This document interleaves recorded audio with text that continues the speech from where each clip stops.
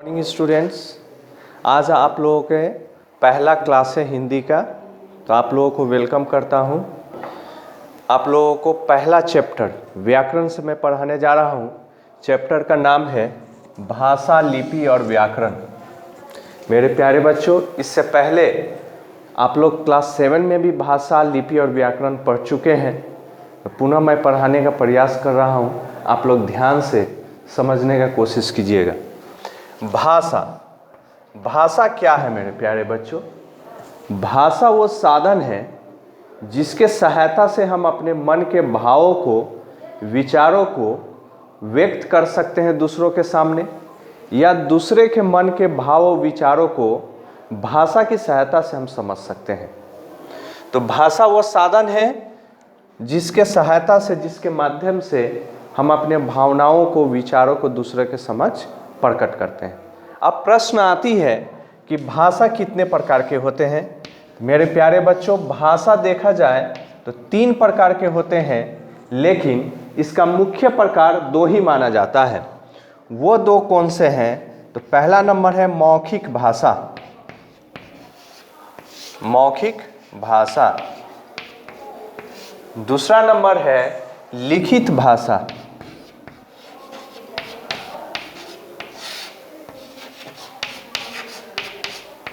और तीसरा नंबर है सांकेतिक भाषा।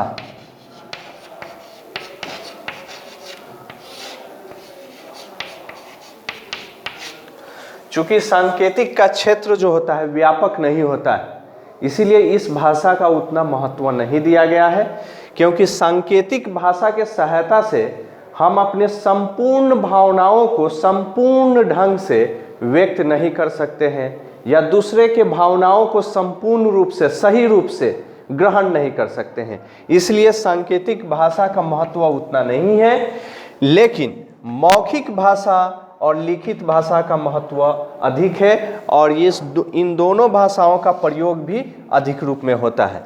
अब बात आती है कि मौखिक भाषा होता क्या है? तो मौखिक भाषा वो है जो हम बोलकर अपने मन के भावों को, विचारों को, उद्गारों को प्रकट करते हैं, वो हुआ मौखिक भाषा। जैसे टेलीफोन पर बातें करना, आपस में गपशप करना, ये सब हो गया मौखिक भाषा। ठीक उसी प्रकार लिखित भाषा। लिखित भाषा क्या होता है? जब हम अपने विचारों को लिखकर लिखित रूप में किसी को सामने प्रकट करते हैं, जैसे हो गया लेटर लिखना, एक पत्र लिखना। कोई दूर दराज काम कर रहा है, दिल्ली, बम्बई, किसी का फादर गांव में है, तो उसको मौखिक रूप से टेलीफोन कर अगर बातें नहीं कह पा रहा है, तो वो लिखित रूप से एक पत्र लिखकर अपने मन के भावनाओं को, विचारों को प्रकट कर सकता है। तो ये हुआ लिखित भाषा।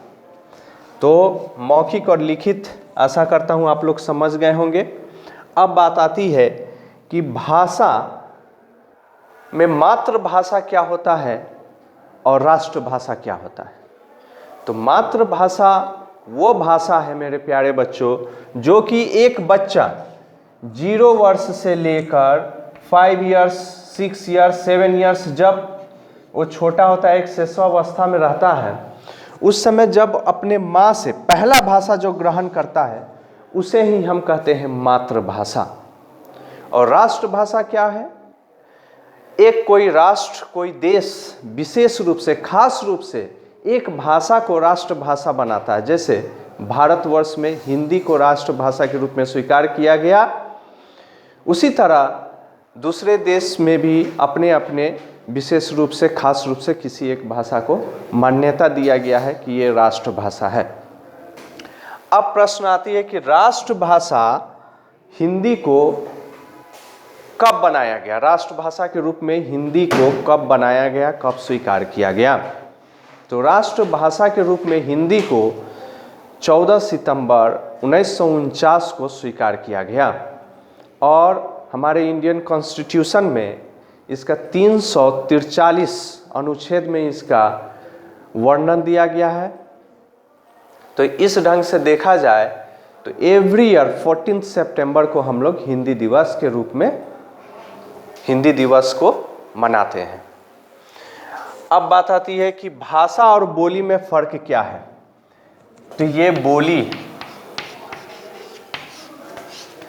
और भाषा।